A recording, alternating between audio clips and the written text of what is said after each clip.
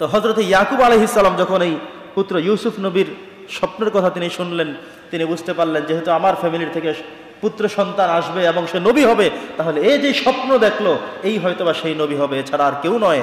তিনি বুঝতে পারলেন। তিনি এবার সন্তানকে সুন্দর করে বলে দিলেন, ইয়া বুনাইয়া লা তাকসুস রুইয়াকা আলা ইখওয়াতিক, এই স্বপ্নের কথা তুমি তোমার ভাইদের কাছে বলে দেবে না।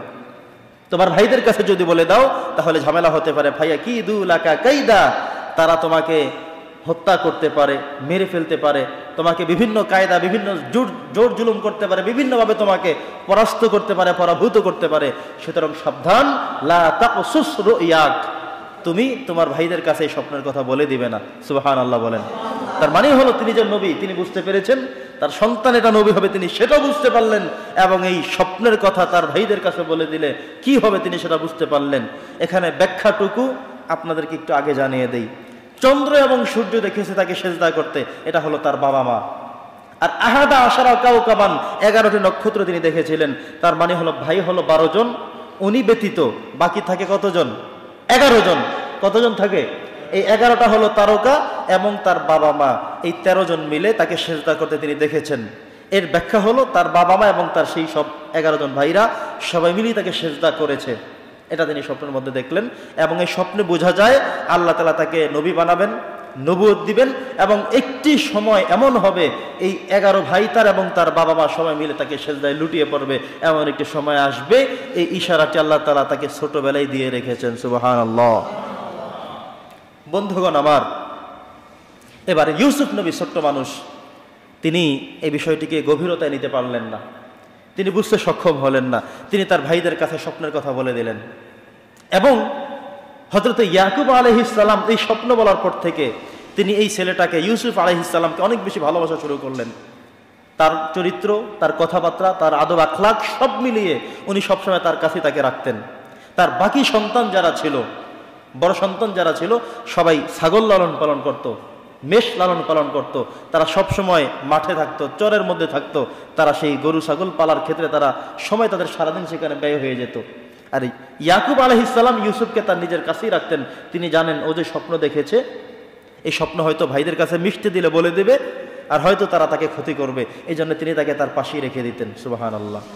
তো উনি ছোট্ট মানুষ, সুযোগ পেয়ে ভাইদের কাছে বলে দিলেন। বলে দেওয়ার পর ভাইয়ের এবার বসে সিদ্ধান্ত করলো যে ও যে স্বপ্ন দেখেছে, স্বপ্নের ব্যাখ্যা হলো আমরা সবাই নাকি তাকে সেজদা করতে হবে, সে এত বড় হয়ে যাবে, এটা হতে দেয়া যাবে না, এটা করতে দেয়া যাবে না।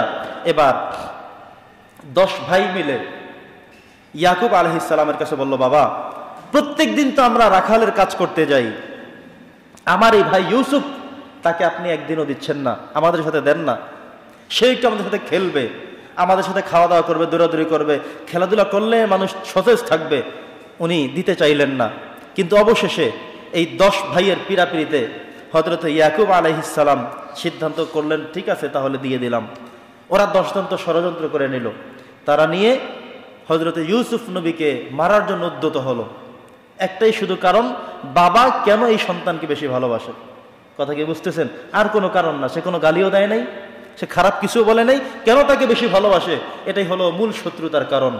এবার যখন তারা মারার জন্য উদ্যত হলো, তাদের 10 জনের মধ্যে একজন ছিল একটু ভালো মনস্ক, সে বলল যে মারার দরকার নেই, তাকে কূপের মধ্যে ফেলে দাও, বিভিন্ন কাফেলারা এসে বিভিন্ন সময় পানি নেয়, সে তাদের সাথে হয়তোবা চলে যাবে, বিক্রি করে আরেক দেশে চলে যাবে, আমাদের টেনশনের আর কোনো কাজ থাকবে না, মারার কোনো দরকার নেই।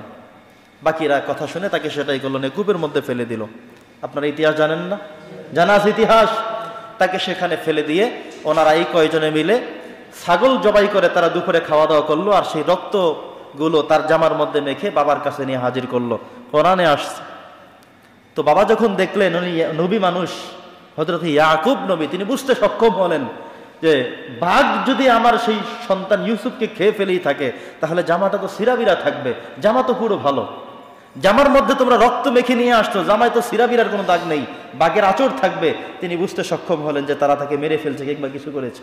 তিনি এই রক্ত তার নাকের সাথে লাগিয়ে বুঝতে সক্ষম হলেন এটা মানুষের রক্ত না, এটা আমার সন্তানের রক্ত হতে পারে না। সন্তানের রক্ত হলে তিনি নাকে ঘ্রাণ তিনি বুঝতে সক্ষম হতেন। সুবহানাল্লাহ। তিনি আত্মবিশ্বাসী ছিলেন, তিনি সন্তানদেরকে বারবার বললেন, কি করেছো বলো। সবাই বলল, বাবা বিশ্বাস করেন না আমাদেরকে, ওকে বাঘে খেয়ে ফেলেছে, আমরা জামাটা পেয়েছি সেটাই নিয়ে এসেছি। উনি তাদেরকে বলার চেষ্টা করলেন, বাঘ যদি তাকে খেয়েই ফেলবে তাহলে জামাটা কেন ছিঁড়বে না? জামা যেহেতু ছিঁড়ে নাই, অতএব বাঘ তাকে খায় নাই, তোমরা তাকে হয়তো জামাতে রেখে তাকে ফেলে দিয়েছ। আর যেই রক্ত, সেই রক্ত আমার নাকের ঘ্রাণ বলছে এটা আমার সন্তানের রক্ত না, এটা আমার সন্তানের রক্ত হতে পারে না, এটার ঘ্রাণ এমন আসতে পারে না। বন্ধুগণ আমার, এবার তিনি বললেন ফাসবরুন জামিল, আমি ধৈর্য ধারণ করলাম। ওয়াল্লাহুল মুস্তাআনু আলা মা তাসিফুন, আমার রব আমাকে সাহায্য করবে, এছাড়া কেউ আমার সাহায্যকারী নেই। তিনি অসুস্থ মানুষ, বাড়িতে ইউসুফের জন্য কান্নাকাটি করছেন, কিন্তু বিশ্বাস একটা বিষয় আছে, সেটা হলো যেহেতু ইউসুফ স্বপ্নে দেখেছে যে 11টি তারকা এবং চন্দ্র সূর্য তাকে সেজদা করেছে, অতএব সেই স্বপ্ন অবাস্তব হতে পারে না, সেই স্বপ্ন বৃথা যেতে পারে না, আমার সন্তান মারা যেতে পারে না। সে আছে হয়তো বা কোথাও আছে, কোথাও তাকে হয়তো বিক্রি করে ফেলা হয়েছে, কাউকে হয়তো বা দিয়ে দেওয়া হয়েছে, অথবা কিছু একটা করা হয়েছে, সে আছে। বাবা হিসেবে এই আত্মবিশ্বাস তিনি নিয়ে রাখলেন, আল্লাহ যেহেতু স্বপ্ন দেখিয়েছেন, অতএব আমার সন্তানটি মারা যেতে পারে না। তো একটি কাফেলা যখন যাচ্ছিল, তারা পানির জন্য বালতি ফেলার পরে হযরত জিবরাইল আলাইহিস সালাম তাকে এতক্ষণ পর্যন্ত সাহায্য করে রেখেছিলেন। আল্লাহ তাআলা পাঠিয়েছেন, জিবরাইল যাও, সে যেন মারা না যায় সেই সকল ব্যবস্থা তুমি করে রাখো। যখন বালতি ফেলানো হলো, হযরত ইউসুফ নবী বালতির সাথে ঝুলে উপরে উঠে গেল। যারা পেলেন তারা খুশি হয়ে বলেন, ইয়া বুশরা হাযা গোলাম, একটি গোলাম পাওয়া গিয়েছে। এরপরে তারা চিন্তা করলো, এটা আমরা তাহলে বাজারে বিক্রি করে দেব চওড়া দামে। ওনারা বাজারে নিয়ে গেলেন বিক্রি করার জন্য। আজিজে মিশর তিনি যখন বাজারে গেলেন একটি গোলাম কিনবে, তিনি দেখলেন যতগুলো গোলাম ওই বাজারে বেচা কেনার জন্য উঠেছে, সবচেয়ে সুদর্শন, সবচেয়ে চমৎকার, সুন্দর দেহের অবয়বের কাঠামের অধিকারী এই ইউসুফ, তিনি তাকে দেখে পছন্দ করলেন, সবচেয়ে চওড়া দাম দিয়ে তিনি তাকে বাড়িতে নিয়ে গেলেন। সুবহানাল্লাহ।